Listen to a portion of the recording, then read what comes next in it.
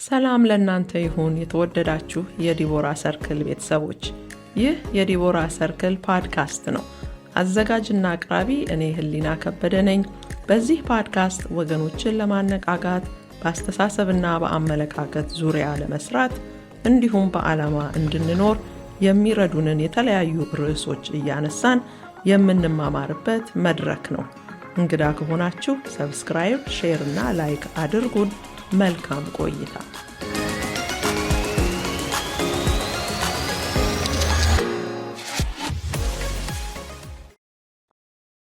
አንድ የማታውቁት ሰው መንገድ ላይ አይታችሁት ሰላም ሳይላችሁ ዘግቷችሁ ቢያልፍ አውቆ አይቶኝ ዘጋኝ ብላችሁ አስባችሁ ታውቃላችሁ? ምናልባት ያ ሰው ችኮላ ላይ ሆኖ አላስተዋለ ይሆናል፣ ወይ ብዙ ሀሳብ ይዞትም ሊሆን ይችላል። ሰዎች ሲያንሾካሹኩና ሲሳሳቁ ደግሞ ካየን ስለ እኔ እያወሩ እኮ ነው ብለን ልናስብም እንችላለን። ኮስታራ ሰው ስናይ ደግሞ ሳናውቀው እንኳን ክፉ ሰው ነው ብለን ልናስብ እንችላለን። እንግዲህ ዛሬ የምንነጋገርበት ርዕስ ስለ ተሳሳተ ግምት ወይንም በእንግሊዝኛው አሰምሽንስ ስለሚባለው ነገር ነው። ሰውን በውጫዊው ነገር መገመትና መፍረድ በጣም የተለመደና ብዙዎቻችን ደግሞ የምንቸገርበት ጉዳይ ነው። ስለ አንድ ነገር ወይንም አንድ ሰው በቂ መረጃ ሳይኖረን ሲቀር ብዙውን ጊዜ ወደ ግምት እንሄዳለን። ግምታችንም አብዛኛውን ጊዜ የተሳሳተ ነው። በመጽሐፍ ቅዱስ ውስጥ ሰዎች የተሳሳተ ግምት ይዘው ሰውን ሲጎዱና ሲያሳዝኑ ልንመለከት እንችላለን። ለዚህ በጣም ጥሩ ምሳሌ የሚሆነን በመጽሐፍ ቅዱስ ውስጥ የኢዮብ ታሪክ ነው። ኢዮብ ጻድቅ ሰው ነበረ፣ መልካም ሰው ነበረ፣ እግዚአብሔርን የሚፈራ እግዚአብሔርን የሚያመልክ ኃጢአትን የማይሰራ እንደውም ልጆቼ በድለው ይሆናል ብሎ ለልጆቹ ጭምር መስዋዕትን የንስሐ መስዋዕትን የሚያቀርብ መልካም ሰው ነበረ። ግን በዛ ምክንያት ነው ብዙ መከራ የደረሰበት። ያው ታሪኩን ታውቁታላችሁ። የኢዮብን ታሪክ ሰይጣን በእግዚአብሔር ፊት ከሶት አንተ እኮ ሁሉን ነገር ስለሰጠኸው ነው ጥሩ ክርስቲያን የሆነው ብሎ ከሰሰውና ከዛ በኋላ ኢዮብ ላይ በጣም ብዙ መከራና ችግር እንደደረሰበት፣ ልጆቹ በሙሉ እንደሞቱ፣ ሀብቱ እንደጠፋ፣ ጤንነቱ ሁሉ እንደተቃወሰ እናያለን። በዚያን ጊዜ ኢዮብ በብዙ መከራና ስቃይ ውስጥ በነበረበት ጊዜ 3ቱ ጓደኞቹ ከሩቅ አገር ሊጠይቁት መጡ ይላል እና ከጥቂት ቀናት በኋላ ዝም ብለው አብረውት ከተቀመጡ በኋላ የተሳሳተ ግምታቸውን በግልጽ ይናገሩ ጀመር። ኢዮብ ይሄ ሁሉ መከራ የመጣበት ኃጢአት ስለሰራ እንደሆነ መናገር ጀመሩ እና ኢዮብን መውቀስና መወንጀል ጀመሩ። እንግዲህ ለምንድን ነው ሰዎች የምንገምተው? ለምንድን ነው አንድን ነገር በቂ መረጃ ሳናገኝ እንዲሁ አስዩም የምናደርገው? ለምንድን ነው ብለን አንዳንድ ምክንያቶችን መመልከት እንችላለን። የመጀመሪያው ምክንያት አእምሯችን ለነገሮች ሁሉ ምክንያትን ይፈልጋል። ያንንም ምክንያት በቶሎ ማግኘት ይፈልጋል። በቃ አንድ ነገር የሆነበትን ምክንያት ግልጽም ባይሆንለት በቃ የሆነ ሪዝን ይፈልጋል። የኢዮብ ጓደኞች ኢዮብ ይሄ ሁሉ መከራ የደረሰበት የተደበቀና ያልተናዘዘው ኃጢአት ስላለ እንጂ እንዲሁ ከመሬት ተነስቶ እንዲህ አይነት የከፋ ስቃይ አይደርስበትም ብለው ነው ያሰቡት። እንደዛ ብለው ቢያስቡ ለነርሱ ቀላል ነው። ያለምንም ምክንያት ስቃይ መጣበት፣ ጻድቅ ሆኖ ስቃይ መጣበት ከማለት ይልቅ በቃ የሆነ እኛ የማናውቀው ለሰው ያልተናገረው የሆነ የደበቀው ኃጢአት አለ ብሎ ማሰቡ ቀላል ምክንያት ስለሆነ ወደዛ ነው ጭንቅላታቸው የሄደው። አንዳንድ ሳይንቲስቶች ጥናት አጥንተዋል በዚህ በግምት የተሳሳተ ግምት ወይም የአሰምሽን በሚለው ዙሪያና አንድ በሃርቨርድ ዩኒቨርሲቲ ውስጥ የተደረገ ጥናት ስለ ግምት በዛ ዙሪያ ያገኙትን ውጤቶች እነግራችኋለሁ። ምን ይላል? ሰዎች በየጊዜው የተሳሳተ ግምትን በመገመት በሌሎች ሰዎች ላይ የመፍረድ ከፍተኛ ዝንባሌ አለን። በቃ ይሄ አንድ ካጠኑት ጥናት ውስጥ ያገኙት ነገር ምንድነው? ሰዎች ስንባል በሌላ ሰው ላይ በተሳሳተ አሰምሽን በተሳሳተ ግምት የመፍረድ ከፍተኛ የሆነ ቴንደንሲ ወይም ዝንባሌ እንዳለን ጥናቱ አሳይቷል። ሌላው ደግሞ ያሳየው ከምናስበው በላይ ሰዎችን በተሳሳተ መንገድ እንረዳቸዋለን። በቃ ሰዎችን ምስ አንደርስታንድ እናደርጋለን ከምናስበው ፐርሰንት በላይ። ሶስተኛው አእምሯችን በቂ መረጃ ካላገኘ የተሳሳተ መረጃም ቢሆን ይጠማል፣ በቃ ይፈጥራል። ምንም መረጃ ካላገኘ ስህተትም የሆነ እውነትም ያልሆነ ፋክትም ላይ ያልተመሰረተ ቢሆንም በቃ አእምሯችን ቶሎ ይፈልጋል። በቃ አንድ ነገር ኢንተርፕሬት ማድረግ ስለሚፈልግ መተርጎም ስለሚፈልግ አእምሯችን በቂ መረጃ ካላገኘ የሆነ ነገር ፈጥሮም ቢሆን እንደዛ ስለሆነ ነው ብሎ መሄድ ይቀለናል። አንድ ነገር ለምን እንዲሆነ ብሎ ያስብና እኔ እንጃ አላውቅም ከሚል ይልቅ አሃ ለካ እንዲና እንዲያ ስለሆነ መሆን አለበት ብሎ በቃ የሆነ ምክንያት ፈጥሮ በጎደለ ሙላ ያደርገዋል ማለት ነው። እንግዲህ ጥናቱ እነዚህን ነገሮች አሳይቷል። ሌላው ለምንድነው የምንገምተው ለሚለው ስለ አንድ ነገር በውስጣችን ኦልሬዲ የሆነ እምነት ካለን ያንን አቋም የሚደግፍ መረጃ ሰዎች ላይ እንፈልጋለን። ለምሳሌ ስለሆነ ዘር የሆነ እምነት ውስጣችን ካለ በቃ ከዛ ሀገር የሚመጣ ሰው ወይ እዛ አካባቢ የዛ አገር ዘር ወይንም ብሔር የሆነ ሰው እንደዚህ ነው የሚል ኦልሬዲ ውስጣችን የተቀመጠ እምነት ወይንም አስተሳሰብ ካለ ያንን አቋም የሚደግፉ መረጃዎች ሰዎች ላይ እንፈልጋለን። ለምሳሌ ሌላ ምሳሌ ጎረቤታችን የሚጠላን እንደሆነ ብናስብ ምንም ተናግሮን አያውቅም፣ እንዲሁ ግን እናስባለን። በቃ ይሄ ጎረቤት አይወደንም ብለን ወይ ዘረኛ ነው ብለን እናስባለን። አንድ ቀን ይሄ ጎረቤት ውጪ ቆሞ ሰላም ስንለው ዝም ብሎ ነው ወደ ቤቱ ገባ። ግን ዝም ብሎ የገባው ድምጻችንን ስላልሰማ ነው። ጆሮ ትንሽ የመስማት ችግር ስላለው እጃችንን ደግሞ ወይ አላወዛወዝንም፣ እንዲሁ በቃል ብቻ ነው ሰላም ስንለው ዝም ብሎን ገባ። እኛ ግን ኦልሬዲ ይሄ ሰውዬ ይጠላናል ብለን ስለምናስብ ይኸው ዘጋኝ እኮ ሰላም ስለው ዘግቶኝ ቀጥ ብሎ ወደ ቤቱ ገባ ብለን ኦልሬዲ በውስጣችን የያዝነውን አቋም የሚደግፍ አተረጓጎም ለሁኔታው እንሰጠዋለን ማለት ነው። ሌላው ውጪን አይተን ስለምንገምት ነው። ብዙ ጊዜ ፊትን አይተን እንገምታለን። በመጽሐፍ ቅዱስ ላይ ለዚህ ጥሩ ምሳሌ አንደኛ ሳሙኤል 16 ላይ አለ። እዛ ላይ የምናገኘው ሳሙኤል እግዚአብሔር ለእስራኤል ንጉሥ ቀባልኝ ብሎት ወደ እሴይ ቤት በላከው ጊዜ እሴይ ደግሞ ያሉትን ልጆች ሁሉ ወንዶቹን ልጆቹን ደርድሮ ዳዊትን ግን ረስቶታል። የመጨረሻ ልጅ ነበር፣ እረኛ ነው፣ ሜዳ ነው የሚውለው። ዳዊትን ረስቶት ትልልቆቹን አምጥቶ 7ቱን ወንዶች ልጆች ደረደረ እና ሳሙኤል የመጀመሪያውን ልጅ ኤልያብ የሚባለውን ሲያየው ቁመቱ ረጅም ነው፣ ትከሻው ሰፊ ነው፣ ዘውድ ቢጫንበትና በቃ የንግስና ካባ ቢለብስ በጣም ያስኬዳል። በቃ ደስ ይላል ሲያዩት፣ ንጉስ ሊሆን ይችላል።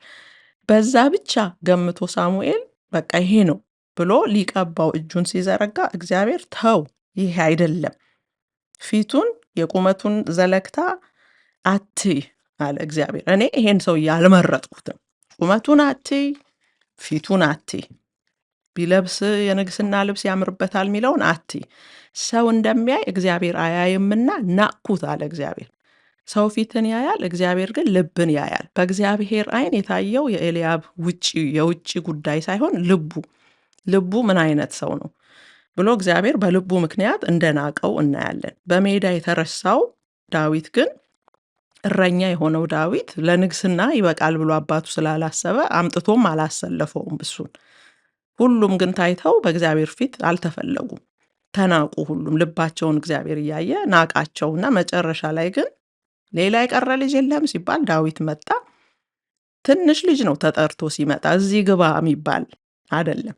እግዚአብሔር ግን የመረጥኩት ይሄ ነውና ቀባው አለ። ስለዚህ እኛ ግን እንደ እግዚአብሔር አይደለንም። እኛ ውጪውን ነው የምናየው፣ የውጪውን ነው እንጂ ውስጡን አናይም። ስለዚህ ውጪውን አይተን ሰው ላይ እንፈርዳለን፣ ወይንም ስለዛ ሰው ግምት እንይዛለን፣ አሰምሽን እንይዛለን።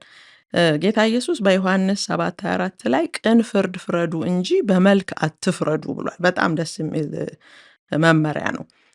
ሌላው አንዳንድ ጊዜ ውስጣችን መተማመን ስለሌለ ወይ ኢንሴኪዩር የሆነ ስሜት ስለሚሰማን ሰው በእኛ ላይ ምንም ክፉ ሳያስብ እንዲሁ ሲናገረን የተናገረን ነገር ሌላ በቃ ያልተባለ የተጣመመ አተረጓጎም የመስጠትም ልምድ ሊኖረን ይችላል። ምክንያቱም ኦልሬዲ በውስጣችን በቃ ሴኪዩር አይደለንም፣ እንፈራለን። መተማመን ከሌለ ይሄ ሰው ምን ሊለኝ ነው አይነት ሙድ ላይ ከሆንን በሰላም እንኳን ተናግሮን በቃ የሆነ አሽሙር ይመስለናል፣ የሆነ ነገር ፈልጎ ነው፣ በቃ ያልተባለ ያልታሰበ ነገር አተረጓጎም ሰጥተን ያን በቃ ሰው ግራ ስናጋባ ልንገኝ እንችላለን። እንግዲህ በዚህ ጊዜ ችግሩ ሰዎቹ ጋር ሳይሆን ያለው ችግሩ እኛ ውስጥ ነው ያለው። እኔ እንዲህና እንዲህ ስለሆንኩኝ እኔን ለመንካት ፈልጎ እኮ ነው ብዬ እኔ ማስብ ከሆነ ችግሩ የሰውየው አይደለም፣ የኔ ችግር ነው። ከዚህ በፊት የደረሰብን ደግሞ መጥፎ ክስተት ካለ ከዛ ኤክስፒሪየንስ በመነሳት ዛሬ የሆነውን ነገር እንተረጉመዋለን። ከ2 ዓመት በፊት የሆነ ሰው እንዲህ አድርጎኝ ከነበረ ያ ኤክስፒሪየንስ ውስጤ ስላለ ዛሬ ደግሞ በቃ ሌላ አይነት ነገር ሲመጣ ወይ ከሌላ ሰው ጋር ያንን በድሮ አይነት ምክንያቱም ውስጣችን ያለው ጠባሳ ሪያክት እንድናደርግ ይገፋፋናል አንዳንድ ጊዜ። ሌላው የሰዎችን ሞቲቭ አውቃለሁ ብለን የምናስብ ከሆነ ይሄ መነሻ ምክንያታቸውን አውቃለሁ ብዬ የማስብ ከሆነ የተሳሳተ ግምት፣ የተሳሳተ አተረጓጎም ወይም አሰምሽን ውስጥ ልገባ እችላለሁኝ። የሰውን ሞቲቭ የሚያውቀው እግዚአብሔር ብቻ ነው። የኛ ግምት ነው ወይም መላምት ነው እንጂ ፋክት አይደለም። ምክንያቱም ሰው ልብ ውስጥ ገብተን ልናይ አንችልም። ምሳሌ 16:2 ላይ ምን ይላል? የሰው መንገድ ሁሉ በዓይኖቹ ፊት ንጹህ ነው፣ እግዚአብሔር ግን መንፈስን ይመዝናል። የእንግሊዘኛው መንፈስ የሚለውን ሞቲቭ ነው የሚለው። እግዚአብሔር ግን ሞቲቭን ይመዝናል ወይ መነሻ ምክንያትን ይመዝናል። ስለ ሰዎች የምንይዛቸው የተሳሳቱ ግምቶች ኦር ይሄ ሮንግ አሰምፕሽንስ ምን ችግር ሊያመጡ ይችላሉ እስቲ የሚለውን ጥቂት ብናይ ደስ ይለኛል። እነዚህ የተሳሳቱ ግምቶች ብዙ ጊዜ እኛ አእምሮ ውስጥ ብቻ ቁጭ ብለው አይቀሩም። ምንድነው የሚሆነው? ወደ አክሽን መቀየር ይጀምራሉ።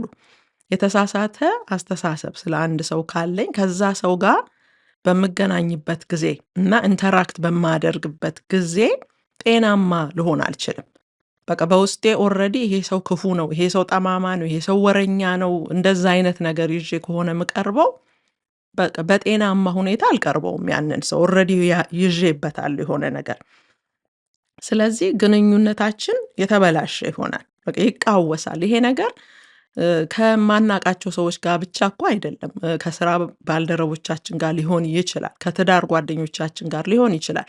የሆነ ነገር ሲናገሩ እኔ ባሌ የሆነ ነገር ሲል በተሳሳተ መንገድ ብተረጉም እንዲህ ሊለኝ እኮ ፈልጎ ነው ብዬ የምተረጉም አይነት ሰው ከሆንኩኝ በሚቀጥለው ቀን በቃ ወይ አኩርፍ ያለሁኝ ወይ ቅር ብሎኛል ውስጤ። በቃ ከዛ በኋላ እየባሰ ይሄዳል ይሄ ነገር። በተናገረ ቁጥር እኔን ለማለት ነው፣ የኔ ቤተሰቦች እንዲህ ስለሆኑ ነው እያልኩኝ በቃ ጭንቅላቴ ውስጥ ቲያትር እየሰራሁኝ ነው ማለት ነው። እና ከተሳሳተ ግምት ተነስተን ብዙ ጊዜ ሰዎችን እንቀየማለን። ያንን ሰው በሌላ ጊዜ ስናገኘው ተለውጠንበታል። ፊታችንም ትክክል አይሆንም፣ ወይ ችላ እንለዋለን ወይ እንዘጋዋለን። ከዛ መራራቅ ይመጣል፣ መቃረን ይመጣል። እና ይሄ አንዱ ትልቅ ችግር ነው። እንደዚህ ሮንግ አሰምሽን ስንይዝ፣ የተሳሳተ ግምት በሰው ላይ ስንይዝ ሪሌሽንሽፑ ግንኙነቱ እየተበላሸ ሊሄድ ይችላል። የተሳሳቱ ግምቶቻችን ደግሞ እውነት ጋር እንዳንደርስ ያስቆሙናል። እውነቱ ሌላ፣ እኛ የምናምነው ሌላ፣ እኛ የመሰለን ሌላ። እንደውም እግዚአብሔርንም እኮ እንገምተዋለን አደለ? ጸሎቴን ያልመለሰልኝ ስለ እኔ ብዙ ግድ ባይለው ነው ብለን አስበን አናውቅም? በቃ ይሄን ጸሎት ጸለይኩ ስንት ዘመን በቃ ዝም ያለኝ እግዚአብሔር በቃ ስለ እኔ ግድ የለውም፣ እኔን አይወደኝም፣ እንደዛ ብለን እግዚአብሔርንም በሮንግ አሰምሽን፣ እግዚአብሔርንም በተሳሳተ ግምት ውስጥ እናስገባዋለን። በቃሉ ሳይሆን እኛ ውስጤ በተሰማኝ እግዚአብሔርንም መገመት እጀምራለሁ። ይሄ ደግሞ ከቀጠለ በእግዚአብሔር ላይ ያለኝ እምነት እየተዳከመ ወደ ተስፋ መቁረጥ እየገባው ልመጣ እችላለሁ። ግን እግዚአብሔር ያን ጸሎት ያልመለሰልኝ እዛ ነገር ውስጥ ከገባው ስለምጎዳ ይሆናል። ወይ ደግሞ የዛ ነገር መፈጸሚያው ጊዜ አልደረሰም፣ ወይ ደግሞ እኔ ገና ሬዲ አይደለሁም። በቃ ያን ነገር ለመቀበል ውስጤ ተሰርቶ ወይ አላለቀም። የሆነ የሚቀር ነገር አለ። ስለዚህ ይሆናል እግዚአብሔር ያን ያልመለሰው እና በቀና መንገድ በፖዘቲቭ መንገድ መተርጎም ነው እንጂ ያለብን ነገሮችን ሁሉ እያጣመምን ከሆነ በጣም ከባድ ችግር ውስጥ ነው የምናልፈው። እንግዲህ ምን እናድርግ? በቃ ይሄ ችግር ካለብን፣ ይሄ ባህሪ ካለብን፣ ይሄ ልምድ ካለብን ሰዎችንም ሚስ አንደርስታንድ የምናረግ ከሆነ ሰዎች እያንሾካሾኩ ሲስቁም ስለ እኔ እኮ ነው የሚያወሩት ብለን የምናስብ ከሆነ፣ ስራ ቦታም ከሰዎች ጋር የምንጋጭ ከሆነ፣ ሱቅ ውስጥም ገብተን በቃ በሆነ አይነት ይሄ ሰው እያየኝ ብለን ችግር ምንፈጥር ከሆነ ምንድን ነው ማድረግ ያለብን? የመጀመሪያው እንረጋጋ። በቃ ቆም እንበል። ለመፍረድ አንቸኩል። እንጸልይበት ደግሞ ጌታ ሆይ እውነቱን አሳየኝ ብለን። ምክንያቱም የሰው ልብ ውስጥ ያለውን ነገር እኛ አናውቅም። ስለማናውቅ ብንጸልይ እግዚአብሔር ሊመራን ይችላል ወደ እውነቱ። ምሳሌ 3:5 ምን ይላል? በፍጹም ልብህ በእግዚአብሔር ታመን፣ በራስህም ማስተዋል አትደገፍ። በቃ አንዳንዴ ግራ የሚገቡ ነገሮች ሊፈጠሩ ይችላሉ። ከሰዎች ጋር ስንኖር ግራ የሚያጋቡን ምንድን ነው የተፈጠረው? ትላንት ደህና አልነበረ ይህ ሰው ዛሬ ደግሞ ምን ሆነ ምንልበት። ግን ምናልባት ያ ሰው በራሱ ነገር ተጠምዶ ሊሆን ይችላል። ከኛ ጋር ምንም ችግር ሳይኖርበት እንዲሁ ከራሱ ሕይወት የተነሳ ካለበት ችግር የተነሳ ዛሬ ትላንት ደህና የነበረው ዛሬ ዘግቶ ሊሄድ ይችላል። ትላንት የሞቀ ሰላምታ የሰጠን ዛሬ ዘግቶ ሊሄድ ይችላል። ስለዚህ ሁል ጊዜ በቃ ከችግር እንዲህ ሊለኝ ፈልጎ እኮ ነው ብሎ አለመቸኮል፣ ለመተርጎም ለመፍረድ አለመቸኮል። የኛ ማስተዋል የኛ አንደርስታንዲንግ ከእውነታው ብዙ ጊዜ የትና የት የራቀ ነው የሚሆነው። ሁለተኛው ከመገመት ጠይቆ መረዳት። ዘግቶኝ ሄደ ብዬ ካሰብኩ፣ ስልክ ደውዬ መልስ አይሰጥም፣ ቴክስት አድርጌ ዘግቶኛል እያልኩኝ ዝም ብዬ ከመናደድና ብቻዬን ከመንተክተክ ለምን አልጠይቅም? ያንን ሰው ሳገኘው ኢን ፐርሰን እንደዚህ ደውዬ መልስ አልሰጥም እና ምንድን ነው ሁሉ ነገር ሰላም ነው? ለምንድን ነው በቃ መልስ ያልሰጠኸው ብሎ መጠየቅ። ያ ሰው መልሱን ይሰጠናል። ዝም ብለን አስዩም አድርገን ሌላ ትርጉም ሰጥተን የትና የት ጥግ ከመሄድ የእግዚአብሔር ቃልም ይሄንን ያበረታታል። ማቴዎስ 18:15 ላይ ወንድምህ ቢበድልህ ሄደህ አንተና እርሱ ብቻችሁን ሆናችሁ ውቀሰው። ዲስከስ ማድረግን መነጋገርን የእግዚአብሔር ቃል ይደግፋል እንጂ ቂም ይዞ ግን ዝም ብሎ የውሸት እስማኤል ማድረግ የውሸት በቃ ምንም እንዳልሆንን በውስጣችን ግን ሌላ ነገር ይዞ መንቀሳቀስ ጥሩ አይደለም። ሶስተኛ በሰው ለመፍረድ ከመነሳታችን በፊት የሚመጡብንን ኔጌቲቭ የሆኑ አስተሳሰቦች እንቆጣጠር። አሁን ሁሉ ነገር ከሀሳብ ነው አይደል የሚጀምረው? ወደ አክሽን ወይ ወደ በቃ በስራ ከማሳየታችን በፊት ያንን ነገር ከተናደድኩ በር ለትሜ ከመውጣቴ በፊት ንዴቱ የሚጀምረው ጭንቅላቴ ውስጥ ነው። የምናደደውም ይሄ ሰው ገላመጠኝ ወይ ብዬ ይሆናል። ግን እንደዚህ ኔጌቲቭ ነገሮች ሲመጡ አይ ምናልባት አላየኝም፣ ምናልባት ስልኩንም ያላነሳው ቢዚ ሆኖ ነው፣ ዘግቶት ይሆናል፣ ባትሪው ሞቶ ይሆናል፣ እስቲ ልታገስ እና ቶሎ ዘሎ የሆነ በቃ ትርጉም ውስጥ ላለመግባት መሞከር ነው። የሚመጡብንን ግን ኔጌቲቭ ሀሳቦች አለማስተናገድ፣ ብዙ ወደ መልካም ሀሳብ መቀየር። አራተኛ የእግዚአብሔር ቃል ፍቅር ኃጢአትን ሁሉ ይሸፍናል ይላል። አንደኛ ጴጥሮስ 4 ላይ ቁጥር 8 ላይ ፍቅር ኃጢአትን ሁሉ ይሸፍናል። ስለዚህ ሰዎች ሊረሱ ይችላሉ፣ ሊሳሳቱም ይችላሉ። ማንም ፍጹም የሆነ ፐርፌክት የሆነ ሰው በዚህ ምድር ላይ የለም። ሰርግ ደግሰው በስህተት ላይጠሩን ይችላሉ። የቅርብ እንኳን ሆነን የሆነ ድግስ ደግሰው ላይጠሩን ይችላሉ በስህተት። ሰው ሁሉ ተጠርቶ እኛ ካርዱ ላይ ደርሰን ይችላል። ግን እንደዚህ አይነት ነገር ሲፈጸም ለመቀየም አንቸኩል፣ ለመጣላት አንቸኩል። አይኔን አያይም ከዛሬ ወዲህ በቃ እንደዚህ አይነት አስፈሪ ንግግሮችን ለመናገር አንቸኩል። አናውቅም ምን ተፈጥሮ እንደሆነ። ሰዎች ሊሳሳቱ ይችላሉ። በጣም ስራ ሲበዛባቸው፣ በስራ ሲባክኑ ይረሳል። እና ምንድነው ብረሳስ? በቃ ተረሳው። ምንድነው በቃ ይሄን ያህል ለራሴ ትልቅ ቦታ ክብድ ንግስት አይደለሁ፣ ነገስታት አይደለሁ፣ ቢረሱኝም ተራ ሰው ነኝ። ምንድነው ብረሳም ይሄን ያህል ማካበድ አያስፈልግም። ግን መጠየቅ እንችላለን። አልደረሰኝም ካርድ ወይ ተረስቶ ነው ምናምን ብለው ይቅርታ ጠይቀው ነው የሚሰጡን። ግን ምን ለማለት ነው ሁሉ እንደ ክርስቲያን በይቅርታ ነው መመላለስ ያለብን። ሁል ጊዜ ይቅር ለማለት የተዘጋጀን ነው መሆን ያለብን እንጂ ለመቀየም፣ ለመጣላት በቃ አንዲት መስመር ጫፍ ላይ ነን። በቃ ለመጣላት፣ ለመቀያየም፣ ለማኩረፍ፣ ለመዘጋጋት እና ሁለተኛ እኔን አታይም ለመባባል ይሄ በጣም በጣም እግዚአብሔርን የሚያሳዝን ነገር ነው። ምክንያቱም እግዚአብሔር በፍቅር ተመላለሱ ነው ያለን። ፍቅር ሰውን ለመረዳት ይፈልጋል። ፍቅር ሰውን ለመስማት ለማዳመጥ ፈቃደኛ ነው። ፍቅር ደግሞ ይቅርታን ያደርጋል። ስለዚህ ሰዎች ቢሳሳቱ ቢረሱን፣ ገላምጠውን የሄዱ ቢመስለን፣ ስልካችንን አልመለሱም፣ ሰርግ ተሳስተው አልጠሩንም፣ እንደዚህ አይነቶቹን ነገሮች እንደ ትልቅ ኃጢአት፣ እንደ ትልቅ ግፍና በደል ለዘላለም የማንረሳው እንዴት ምንልበት ጉዳይ መሆን የለበትም። አናካብድ ነገሮችን እና ይቅር እንበል፣ በፍቅር እንመላለስ። ፍቅር ኃጢአትን ሁሉ ይሸፍናል። በቃ ፍቅር መቀየም ምናምንን ሁሉ ይሸፍናል። እንግዲህ ቀና የሆነ አስተሳሰብ ይኑረን። በተቻለ መጠን በመልካም እንተርጉም ሁሉን ነገር። እንግዲህ የዛሬው ርዕሳችን ስለ ተሳሳቱ ግምቶች ምንነትና ምንድነው ማድረግ ያለብን፣ እንዴትስ ነው ልንተዋቸው የምንችለውን የሚለውን አይተናል በዝርዝር። ቻሌንጅ እንደተደረጋችሁና እንደተጠቀማችሁበት ተስፋ አደርጋለሁኝ። በሌላ ርዕስ በሚቀጥለው ሳምንት እስከምንገናኝ ድረስ ሼር አድርጉ፣ ላይክ አድርጉ፣ ኮሜንት ስጡ። ደግሞ መስማት የምትፈልጉት ርዕስ ካለ ኮሜንቱ ላይ አስቀምጡልን። ጌታ ይባርካችሁ። ደህና